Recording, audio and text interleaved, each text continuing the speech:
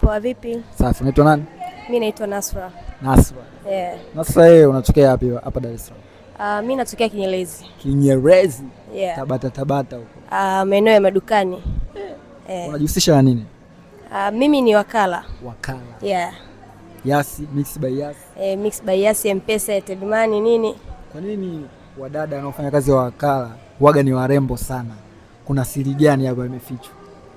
Mimi sijui lakini ikogo hivyo yani. Au kwa ajili ya kuvutia wateja? Hamna, ila tu ipo, yani ikogo hivyo tu yani kwenye hicho kipengele mimi mwenyewe sijui, yani sielewi short. Okay, ni changamoto gani kubwa ambayo unakuwa unakutana nayo wewe kama mwanamke katika kazi yako ya wakala? Changamoto zipo, si unajua? Yeah. Kwa sababu mwingiliano wa watu